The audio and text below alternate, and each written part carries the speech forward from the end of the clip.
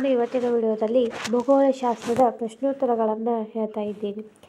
ಈ ಭೂಗೋಳಶಾಸ್ತ್ರದ ಪ್ರಶ್ನೋತ್ತರಗಳು ನಿಮ್ಮ TET, GPSTR, PSTR, HSTRಗಳಲ್ಲಿ ಬರ್ತಕ್ಕಂಥ ಪ್ರಶ್ನೋತ್ತರಗಳಾಗಿರುವುದರಿಂದ ಆದ ಕಾರಣ ನಾನು ಇವತ್ತಿನ ವಿಡಿಯೋದಲ್ಲಿ ಭೂಗೋಳಶಾಸ್ತ್ರದ ಪ್ರಶ್ನೋತ್ತರಗಳನ್ನು ವಿಡಿಯೋ ಮಾಡ್ತಾ ಇದ್ದೀನಿ.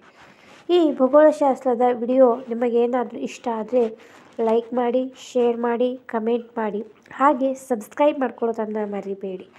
ನಮ್ಮ ಚಾನಲ್ಗೂ ಕೂಡ ಸಪೋರ್ಟ್ ಮಾಡಿ ಅಂತ ಕೇಳ್ತಾ ಈ ವಿಡಿಯೋವನ್ನು ಸ್ಟಾರ್ಟ್ ಮಾಡೋಣ ಬನ್ನಿ. ಫಸ್ಟ್ನೇ ಕ್ವಶನು ಈ ರೀತಿಯಾಗಿದೆ. ಯಾರು ಹೊಸ ಭೂಖಂಡಗಳನ್ನು ಕಂಡುಹಿಡಿದರು? ನೋಡಿ ಫ್ರೆಂಡ್ಸ್, ಇಲ್ಲೇ ಹೊಸ ಭೂಖಂಡಗಳನ್ನು ಕಂಡುಹಿಡಿದಿರ್ತಕ್ಕಂಥವರು ಮೆಗಲ್ಯಾನ್, ಕೊಲಂಬಸ್, ವಾಸ್ಕೋ ಡಿ ಗಾಮಾ ಅವರವರು ಹೊಸ ಭೂಖಂಡಗಳನ್ನು ಕಂಡುಹಿಡಿದವರು. ಎರಡನೇ ಕ್ವಶನು ಪ್ರಕೃತಿ ಮತ್ತು ಮಾನವನ ಸಂಬಂಧ ತಿಳಿಸುವ ಶಾಸ್ತ್ರ ಅಂತಂದು ಕ್ವಶನ್ ಇದೆ. ಪ್ರಕೃತಿ ಮತ್ತು ಮಾನವ ಸಂಬಂಧ ತಿಳಿಸುವ ಶಾಸ್ತ್ರ ಭೂಗೋಳಶಾಸ್ತ್ರ. ಮೂರನೇ ಕ್ವಶನು ಪ್ರಕೃತಿಯನ್ನು ಉಪಯೋಗಿಸಿ ಮಾನವ ಹೀಗೆ ಬದುಕುತ್ತಿದ್ದಾನೆ ಎಂಬುದರ ಅಧ್ಯಯನ ಅಂತಂದು ಕ್ವಶನ್ ಇದೆ. ಪ್ರಕೃತಿಯನ್ನು ಉಪಯೋಗಿಸಿ ಮಾನವ ಹೀಗೆ ಬದುಕುತ್ತಿದ್ದಾನೆ ಎಂಬುದರ ಅಧ್ಯಯನ ಮಾನವ ಭೂಗೋಳ ಅಂತ ಅರ್ಥ ಆಗ್ತದೆ. ನಾಲ್ಕನೇ ಕ್ವಶನು ನಕ್ಷತ್ರಗಳ ಉಗಮಕ್ಕೆ ಬೇಕಾಗುವ ಮೂಲ ಧಾತುಗಳು. ನಕ್ಷತ್ರಗಳ ಉಗಮಕ್ಕೆ ಬೇಕಾಗುವ ಮೂಲ ಧಾತುಗಳು ಜಲಜನಕ ಮತ್ತು ಹೀಲಿಯಂ. ಐದನೇ ಕ್ವಶನು ಅನಿಲ ತುಂಬಿದ ದೈತ್ಯ ಗ್ರಹಗಳು ಅಂತಂದು ಕ್ವಶನ್ ಇದೆ. ಅನಿಲ ತುಂಬಿರ್ತಕ್ಕಂಥ ದೈತ್ಯ ಗ್ರಹಗಳು ಗುರು, ಶುಕ್ರ, ಶನಿ, ಯುರೇನಸ್, ನೆಪ್ಚೂನ್. ಇವು 5 ಗ್ರಹಗಳು ಅನಿಲ ತುಂಬಿರ್ತಕ್ಕಂಥ ದೈತ್ಯ ಗ್ರಹಗಳಾಗಿವೆ. ಆರನೇ ಕ್ವಶನು ಪ್ರತಿ 24 ಗಂಟೆಗೊಮ್ಮೆ ಪ್ರತಿ ರೇಖಾಂಶ ಸೂರ್ಯನ ಎದುರು ಬರುವ ವೇಳೆ. ನೋಡಿ ಫ್ರೆಂಡ್ಸ್ಲೆ, ಪ್ರತಿ 24 ಗಂಟೆಗೊಮ್ಮೆ ಪ್ರತಿ ರೇಖಾಂಶ ಸೂರ್ಯನ ಎದುರು ಬರತಕ್ಕಂಥ ವೇಳೆ ಸ್ಥಳೀಯ ವೇಳೆಯಾಗಿರ್ತದೆ. ಏಳನೇ ಕ್ವಶನು ಭೂಮಿಗಿರುವ ಚಲನೆಗಳು. ಭೂಮಿಗೆ ಇರ್ತಕ್ಕಂಥ ಚಲನೆಗಳು ದೈನಂದಿನ ಚಲನೆಯಿಂದ. ಎಂಟನೇ ಕ್ವಶನು ಹಗಲು ರಾತ್ರಿಗಳು ಉಂಟಾಗುವುದು. ಹಗಲು ರಾತ್ರಿಗಳು ಉಂಟಾಗುವುದು ದೈನಂದಿನ ಚಲನೆಯಿಂದ. ಒಂಬತ್ತನೇ ಕ್ವಶನು ಋತುಮಾನಗಳಾಗುವುದು ವಾರ್ಷಿಕ ಚಲನೆಯಿಂದ. ಹತ್ತನೇ ಕ್ವಶನು ಪೂರ್ವದಿಂದ ಪಶ್ಚಿಮಕ್ಕೆ ಎಳೆದ ಕಾಲ್ಪನಿಕ ರೇಖೆ ಯಾವುದು ಅಂತಂದ್ರೆ ಪೂರ್ವದಿಂದ ಪಶ್ಚಿಮಕ್ಕೆ ಎಳೆದ ಕಾಲ್ಪನಿಕ ರೇಖೆ ಅಕ್ಷಾಂಶ. 11ನೇ ಕ್ವಶನು ಪೂರ್ವದಿಂದ ದಕ್ಷಿಣಕ್ಕೆ ಎಳೆದ ಕಾಲ್ಪನಿಕ ರೇಖೆಗಳು.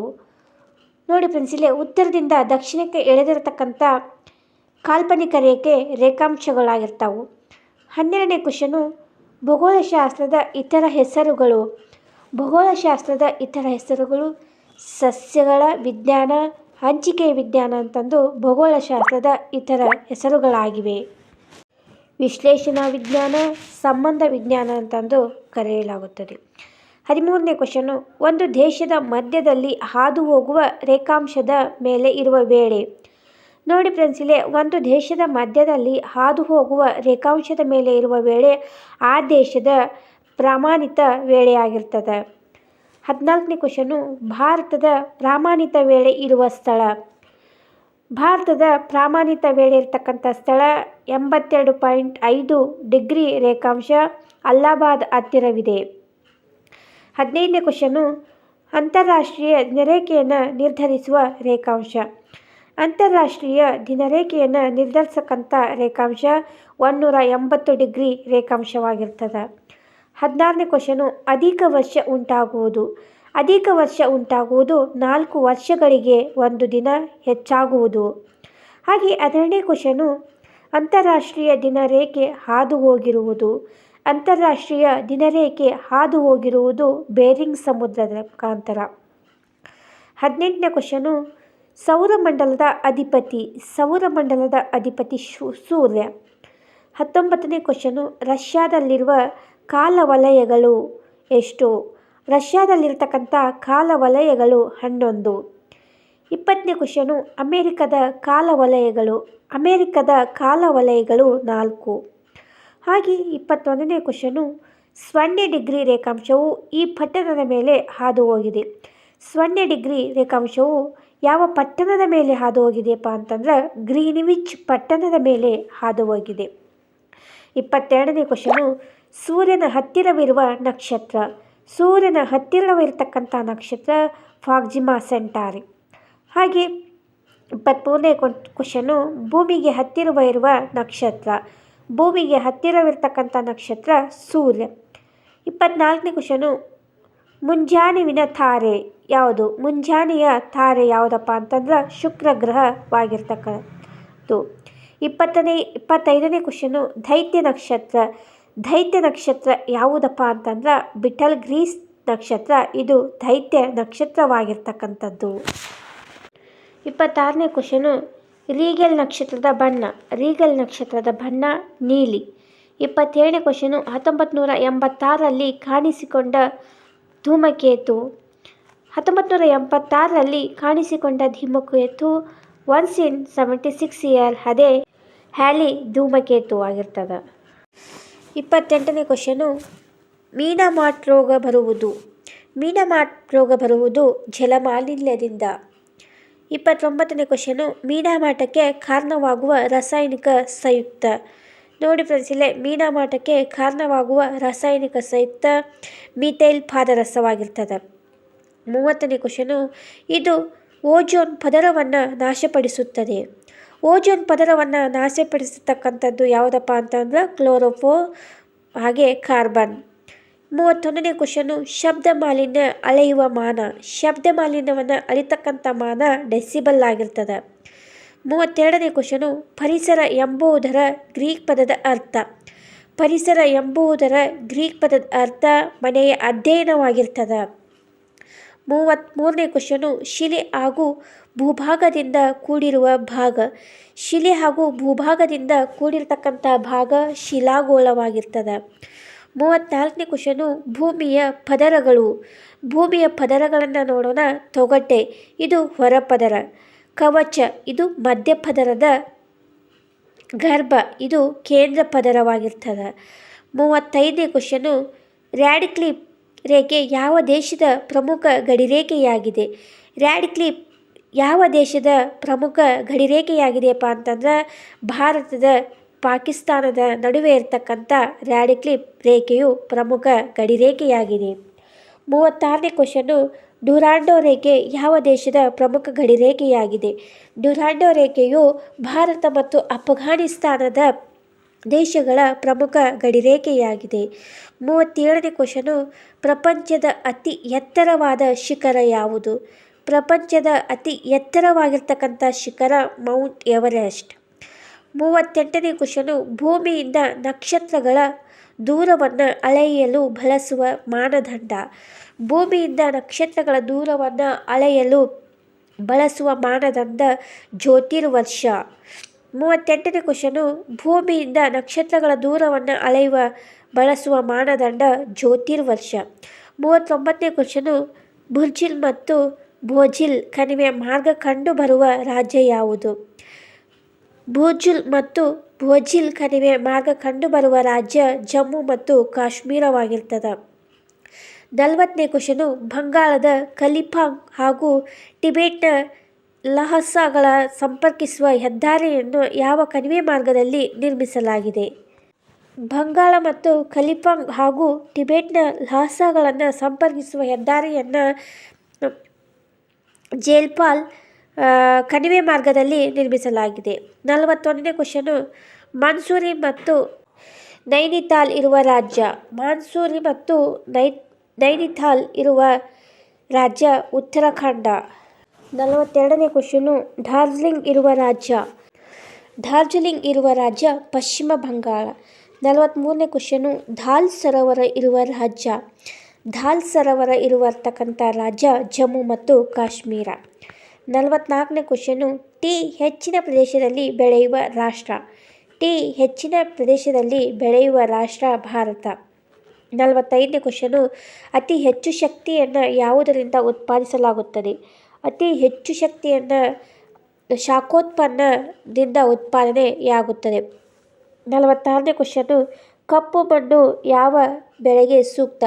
ಕಪ್ಪು ಮಣ್ಣು ಹತ್ತಿ ಬೆಳೆಗೆ ಸೂಕ್ತವಾಗಿರ್ತಕ್ಕಂಥದ್ದು. 47ನೇ ಕ್ವಶನು ಮಾನಸ ನ್ಯಾಷನಲ್ ಪಾರ್ಕ್ ಯಾವ ರಾಜ್ಯದಲ್ಲಿ? ಮಾನಸ ನ್ಯಾಷನಲ್ ಪಾರ್ಕ್ ಅಸ್ಸಾಂ ರಾಜ್ಯದಲ್ಲಿದೆ. 48ನೇ ಕ್ವಶನು ಕ್ಯೂರ್ಬಾ ಆಸ್ಟ್ರೇಲಿಯಾ ನಗರವು ಪ್ರಸಿದ್ಧವಾಗಿರುವುದು ಅಲ್ಯೂಮಿನಿಯಂ ಕೈಗಾರಿಕೆಗೆ.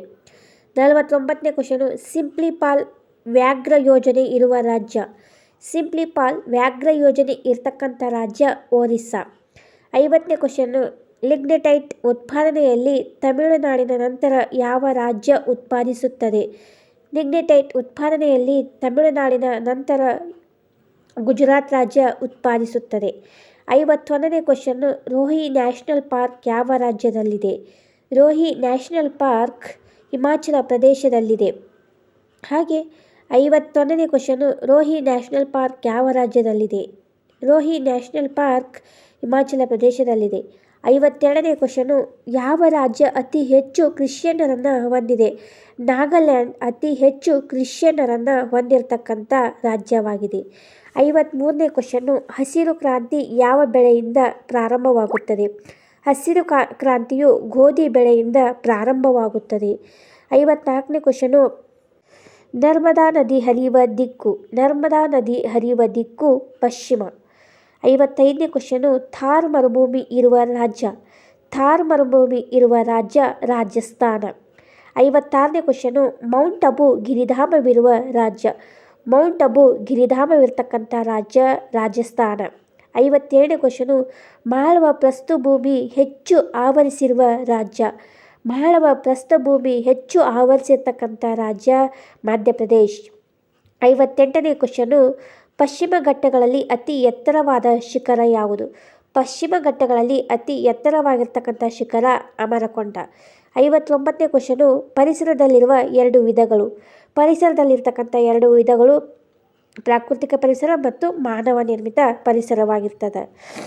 60ನೇ ಕ್ವಶನು, ಭಾರತದ ಅತಿ ದೊಡ್ಡ ಸರೋವರ ಯಾವುದು? ಭಾರತದ ಅತಿ ದೊಡ್ಡ ಸರೋವರ ಚಿಲ್ಕಾ. ಇದು ಒರಿಸ್ಸಾದಲ್ಲಿರ್ತಕ್ಕಂಥದ್ದು. 61ನೇ ಕ್ವಶನು, ಚಿಲ್ಕಾ ಸರೋವರ ಯಾವ ರಾಜ್ಯದಲ್ಲಿದೆ? ಚಿಲ್ಕಾ ಸರೋವರ ಒರಿಸ್ಸಾದಲ್ಲಿದೆ. 62ನೇ ಕ್ವಶನು, ಯಾವ ಸರೋವರವನ್ನು ಶ್ರೀ ಹರಿಕೋಟಾ ದ್ವೀಪ ಎಂದು ಕರೆಯಲಾಗಿದೆ? ಪುಲಿಕಾಟ್ ಸರೋವರವನ್ನು ಶ್ರೀ ಹರಿಕೋಟಾ ದ್ವೀಪ ಎಂದು ಕರೆಯಲಾಗಿದೆ. 63ನೇ ಕ್ವಶನು, ಜೋಗ ಜಲಪಾತವಿರುವ ರಾಜ್ಯ ಯಾವುದು? ಜೋಗ ಜಲಪಾತವಿರತಕ್ಕಂಥ ರಾಜ್ಯ ಕರ್ನಾಟಕ. 64ನೇ ಕ್ವಶನು, ಭಾರತದ ಏಕೈಕ ಸಂಜೀವ ಜ್ವಾಲಾಮುಖಿ ಯಾವುದು? ಭಾರತದ ಏಕೈಕ ಸಂಜೀವ ಜ್ವಾಲಾಮುಖಿ ಬ್ಯಾರನ್. 65ನೇ ಕ್ವಶನು, ಭಾರತದ ಅತ್ಯಂತ ದಕ್ಷಿಣದ ಭಾಗ ಯಾವುದು? ಭಾರತದ ಅತ್ಯಂತ ದಕ್ಷಿಣದ ಭಾಗ ಇಂದಿರಾ ಪಾಯಿಂಟ್. 66ನೇ ಕ್ವಶನು, ಭಾರತವು ಹೊಂದಿರುವ ವಾಯುಗುಣ ಯಾವುದು? ಭಾರತ ಹೊಂದಿರತಕ್ಕಂಥ ವಾಯುಗುಣ ಉಷ್ಣವಲಯ ಮಾನ್ಸೂನ್ ವಾಯುಗುಣ. 67ನೇ ಕ್ವಶನು, ಭಾರತದ ಗರಿಷ್ಠ ಉಷ್ಣಾಂಶವನ್ನು ಹೊಂದಿರುವ ಪ್ರದೇಶ. ಭಾರತದ ಗರಿಷ್ಠ ಉಷ್ಣಾಂಶವನ್ನು ಹೊಂದಿರತಕ್ಕಂಥ ಪ್ರದೇಶ ಗಂಗಾನಗರ 52 ಡಿಗ್ರಿ ಸೆಲ್ಸಿಯಸ್. 68ನೇ ಕ್ವಶನು, ಸುಂಟರ ಗಾಳಿಯನ್ನು ಉತ್ತರ ಪ್ರದೇಶದಲ್ಲಿ ಏನೆಂದು ಕರೆಯುವರು? ಸುಂಟರ ಗಾಳಿಯನ್ನು ಉತ್ತರ ಪ್ರದೇಶದಲ್ಲಿ ಆಂದೀಸ್ ಎಂದು ಕರೆಯಲಾಗುತ್ತದೆ. 69ನೇ ಕ್ವಶನು, ಭಾರತವು ತನ್ನ 75% ಮಳೆಯನ್ನು ಯಾವ ಕಾಲದಲ್ಲಿ ಪಡೆಯುತ್ತದೆ? ಭಾರತವು ತನ್ನ 75% ಮಳೆಯನ್ನು ನೈಋತ್ಯ ಮಾನ್ಸೂನ್ ಮಾರುತಗಳ ಕಾಲ ಅಂತಂದು ಕರೆಯುತ್ತಾರೆ. 70ನೇ ಕ್ವಶನು, ದಕ್ಷಿಣ ಭಾರತದ ಚಿರಾಪುಂಜಿ ಯಾವುದನ್ನು ಕರೆಯಲಾಗಿದೆ? ದಕ್ಷಿಣ ಭಾರತದ ಚಿರಾಪುಂಜಿಯನ್ನು ಆಗುಂಬೆ ಎಂದು ಕರೆಯಲಾಗಿದೆ. 71ನೇ ಕ್ವಶನು, ಮ್ಯಾಂಗನೀಸ್ ಉತ್ಪಾದನೆಯಲ್ಲಿ ಮೊದಲನೇ ಸ್ಥಾನದಲ್ಲಿರ್ತಕ್ಕಂಥ ರಾಜ್ಯ. ಮ್ಯಾಂಗನೀಸ್ ಉತ್ಪಾದನೆಯಲ್ಲಿ ಮೊದಲನೇ ಸ್ಥಾನದಲ್ಲಿರ್ತಕ್ಕಂಥ ರಾಜ್ಯ ಒರಿಸ್ಸಾ. 72ನೇ ಕ್ವಶನು, ಕರ್ನಾಟಕ ಯಾವ ಜಿಲ್ಲೆ ಮ್ಯಾಂಗನೀಸ್ ಉತ್ಪಾದನೆಯಲ್ಲಿ ಮೊದಲ ಸ್ಥಾನದಲ್ಲಿದೆ? ಕರ್ನಾಟಕದ ಬಳ್ಳಾರಿ ಜಿಲ್ಲೆ ಮ್ಯಾಂಗನೀಸ್ ಉತ್ಪಾದನೆಯಲ್ಲಿ ಮೊದಲ ಸ್ಥಾನವನ್ನು ಪಡೆದುಕೊಂಡಿದೆ. 73ನೇ ಕ್ವಶನು, 20ನೇ ಶತಮಾನದ ಆಶ್ಚರ್ಯದ ಲೋಹವೆಂದು ಯಾವುದನ್ನು ಕರೆಯಲಾಗುತ್ತದೆ? 20ನೇ ಶತಮಾನದ ಆಶ್ಚರ್ಯದ ಲೋಹವೆಂದು ಬಾಕ್ಸೈಟ್ ಅದಿರನ್ನು ಕರೆಯಲಾಗುತ್ತದೆ. 74ನೇ ಕ್ವಶನು, ಭಾರತದಿಂದ ಬಾಕ್ಸೈಟನ್ನು ಆಮದು ಮಾಡಿಕೊಳ್ಳುವ ರಾಷ್ಟ್ರ ಯಾವುದು? ಭಾರತದಿಂದ ಬಾಕ್ಸೈಟ್ ಆಮದನ್ನು ಮಾಡಿಕೊಳ್ಳುವ ರಾಷ್ಟ್ರ ಇಟಲಿ. 75ನೇ ಕ್ವಶನು, ಅಭ್ರಕದ ಉತ್ಪಾದನೆ ಮತ್ತು ನಿಕ್ಷೇಪದಲ್ಲಿ ಮೊದಲ ಸ್ಥಾನ ಪಡೆದ ರಾಜ್ಯ ಯಾವುದು? ಅಭ್ರಕ ಉತ್ಪಾದನೆ ಮತ್ತು ನಿಕ್ಷೇಪದಲ್ಲಿ ಮೊದಲ ಸ್ಥಾನ ಪಡೆದಿರ್ತಕ್ಕಂಥ ರಾಜ್ಯ ಆಂಧ್ರ ಪ್ರದೇಶ. 76ನೇ ಕ್ವಶನು, ಭಾರತದಿಂದ ಅತಿ ಹೆಚ್ಚು ಅಭ್ರಕವನ್ನು ಆಮದು ಮಾಡಿಕೊಳ್ಳುವ ರಾಷ್ಟ್ರ ಯಾವುದು? ಭಾರತದಿಂದ ಅತಿ ಹೆಚ್ಚು ಅಭ್ರಕವನ್ನು ಆಮದು ಮಾಡಿಕೊಳ್ಳುವ ರಾಷ್ಟ್ರ ಅಮೇರಿಕ. 77ನೇ ಕ್ವಶನು, ಭಾರತದಲ್ಲಿ ಅತಿ ಹೆಚ್ಚು ಚಿನ್ನ ಉತ್ಪಾದಿಸುವ ರಾಜ್ಯ ಯಾವುದು?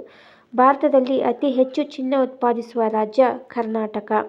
78ನೇ ಕ್ವಶನು, ರಾಜಸ್ಥಾನದ ಕೇತರಿ ಯಾವುದಕ್ಕೆ ಪ್ರಾಮುಖ್ಯತೆ ಪಡೆದಿದೆ? ರಾಜಸ್ಥಾನದ ಕೇತರಿ ತಾಮ್ರದ ಉತ್ಪಾದನೆಗೆ ಪ್ರಾಮುಖ್ಯತೆಯನ್ನು ಪಡೆದಿದೆ. 79ನೇ ಕ್ವಶನು, ಕಲ್ಲಿದ್ದಲಿನ ಅತ್ಯುತ್ತಮ ದರ್ಜೆ ಯಾವುದು? ಕಲ್ಲಿದ್ದಲಿನ ಅತ್ಯುತ್ತಮ ದರ್ಜೆ ಆರ್ಥಸೈಟ್. 80ನೇ ಕ್ವಶನು, ಭಾರತದಲ್ಲಿ ಅತಿ ಹೆಚ್ಚಾಗಿ ಕಲ್ಲಿದ್ದಲನ್ನು ಉತ್ಪಾದಿಸುವ ರಾಜ್ಯ? ಭಾರತದಲ್ಲಿ ಅತಿ ಹೆಚ್ಚಾಗಿ ಕಲ್ಲಿದ್ದಲನ್ನು ಉತ್ಪಾದಿಸಿರ್ತಕ್ಕಂಥ ರಾಜ್ಯ ಮಧ್ಯಪ್ರದೇಶ್. 81ನೇ ಕ್ವಶನು, ಒರಿಸ್ಸಾದ ಅತಿ ಮುಖ್ಯ ಕಲ್ಲಿದ್ದಲಿನ ಕ್ಷೇತ್ರ ಯಾವುದು? ಒರಿಸ್ಸಾದ ಅತಿ ಮುಖ್ಯ ಕಲ್ಲಿದ್ದಲಿನ ಕ್ಷೇತ್ರ ತಲ್ಚೇರ್. 82ನೇ ಕ್ವಶನು, ಭಾರತದ ಅತಿ ಮುಖ್ಯ ಕಲ್ಲಿದ್ದಲಿನ ಕೇಂದ್ರ ಯಾವುದು? ಭಾರತದ ಅತಿ ಮುಖ್ಯ ಕಲ್ಲಿದ್ದಲಿನ ಕೇಂದ್ರ ರಾಣಿಗಂಜ್. 83ನೇ ಕ್ವಶನು, ಯಾವ ರಾಜ್ಯದಲ್ಲಿ ಮೊದಲ ಪೆಟ್ರೋಲಿಯಂ ಉತ್ಪಾದನೆಗೊಂಡಿತು? ಅಸ್ಸಾಂ ರಾಜ್ಯದಲ್ಲಿ ಮೊದಲ ಪೆಟ್ರೋಲಿಯಂ ಉತ್ಪಾದನೆಗೊಂಡಿತು. 84ನೇ ಕ್ವಶನು, ಗುಜರಾತ್ನಲ್ಲಿ ಮೊದಲ ತೈಲಬಾವಿಯನ್ನು ಎಲ್ಲಿ ಕೊರೆಯಲಾಯಿತು? ಗುಜರಾತ್ನಲ್ಲಿ ಮೊದಲ ತೈಲಬಾವಿಯನ್ನು ಅಂಕಲೇಶ್ವರದಲ್ಲಿ ಕೊರೆಯಲಾಯಿತು. 85ನೇ ಕ್ವಶನು, ಬಾಂಬೆ ಹೈನಲ್ಲಿ ಪೆಟ್ರೋಲಿಯಂ ಉತ್ಪಾದನೆ ಯಾವಾಗ ಆರಂಭಗೊಂಡಿತು? ಬಾಂಬೆ ಹೈನಲ್ಲಿ ಪೆಟ್ರೋಲಿಯಂ ಉತ್ಪಾದನೆ 1976ರಲ್ಲಿ ಆರಂಭಗೊಂಡಿತು. 87ನೇ ಕ್ವಶನು, ಭಾರತದಲ್ಲಿ ಅತಿ ಹೆಚ್ಚು ಕಚ್ಚಾ ತೈಲವನ್ನು ಉತ್ಪಾದಿಸುವ ಸ್ಥಳ ಯಾವುದು? ಭಾರತದಲ್ಲಿ ಅತಿ ಹೆಚ್ಚು ಕಚ್ಚಾ ತೈಲವನ್ನು ಉತ್ಪಾದಿಸುವ ಸ್ಥಳ ಬಾಂಬೆ ಹೈ. 88ನೇ ಕ್ವಶನು, ಭಾರತದಲ್ಲಿ ಅತಿ ಹೆಚ್ಚು ಸ್ವಾಭಾವಿಕ ಅನಿಲವನ್ನು ಉತ್ಪಾದಿಸುವ ಸ್ಥಳ ಯಾವುದು? ಭಾರತದಲ್ಲಿ ಅತಿ ಹೆಚ್ಚು ಸ್ವಾಭಾವಿಕ ಅನಿಲವನ್ನು ಉತ್ಪಾದಿಸುವ ಸ್ಥಳ ಅಂಕಲೇಶ್ವರ. 89ನೇ ಕ್ವಶನು, ದಿಗ್ಬೈ ತೈಲ ಶುದ್ಧೀಕರಣ ಕೇಂದ್ರ ಯಾವಾಗ ಸ್ಥಾಪನೆಗೊಂಡಿತು? ದಿಗ್ಬೈ ತೈಲ ಶುದ್ಧೀಕರಣ ಕೇಂದ್ರ ಕ್ರಿ.ಶ. 1893ರಲ್ಲಿ ಸ್ಥಾಪನೆಗೊಂಡಿತು. 90ನೇ ಕ್ವಶನು, ಸವನ್ನವುಗಳೆಂದರೆ ಉಷ್ಣವಲಯದ ಹುಲ್ಲುಗಾವಲುಗಳು. 91ನೇ ಕ್ವಶನು, ಭಾರತದಲ್ಲಿ ಅತಿ ಹೆಚ್ಚು ಜಲವಿದ್ಯುತ್ ಉತ್ಪಾದಿಸುವ ರಾಜ್ಯ ಯಾವುದು? ಭಾರತದಲ್ಲಿ ಅತಿ ಹೆಚ್ಚು ಜಲವಿದ್ಯುತ್ ಉತ್ಪಾದಿಸುವ ರಾಜ್ಯ ಆಂಧ್ರ ಪ್ರದೇಶ್. 92ನೇ ಕ್ವಶನು, ಶಿವನಸಮುದ್ರದಲ್ಲಿ ಯಾವ ವರ್ಷ ವಿದ್ಯುತ್ ಪ್ರಾರಂಭವಾಯಿತು? ಶಿವನಸಮುದ್ರದಲ್ಲಿ ಕ್ರಿ.ಶ. 1902ರಲ್ಲಿ ವಿದ್ಯುತ್ ಉತ್ಪಾದನೆ ಪ್ರಾರಂಭವಾಯಿತು. 93ನೇ ಕ್ವಶನು, ಭಾರತದ ಮೊದಲ ಜಲವಿದ್ಯುತ್ ಯೋಜನೆ ಯಾವುದು? ಭಾರತದ ಮೊದಲ ಜಲವಿದ್ಯುತ್ ಯೋಜನೆ ಶಿವನಸಮುದ್ರ. 94ನೇ ಕ್ವಶನು, ಕೊಯ್ನಾ ಜಲವಿದ್ಯುತ್ ಯೋಜನೆ ಯಾವ ರಾಜ್ಯದಲ್ಲಿದೆ? ಕೊಯ್ನಾ ಜಲವಿದ್ಯುತ್ ಯೋಜನೆ ಮಹಾರಾಷ್ಟ್ರ ರಾಜ್ಯದಲ್ಲಿದೆ. ಹಾಗೆ 95ನೇ ಕ್ವಶನು, ಕಕ್ರಪಾರ ವಿದ್ಯುತ್ ಯೋಜನೆ ಯಾವ ರಾಜ್ಯದಲ್ಲಿದೆ? ಕಕ್ರಪಾರ ವಿದ್ಯುತ್ ಯೋಜನೆ ಗುಜರಾತ್ ರಾಜ್ಯದಲ್ಲಿದೆ. 96ನೇ ಕ್ವಶನು, ನಾಗಾಲ್ಯಾಂಡ್ ರಾಜಧಾನಿ ಯಾವುದು? ನಾಗಾಲ್ಯಾಂಡ್ನ ರಾಜಧಾನಿ ಕೋಹಿಮಾ.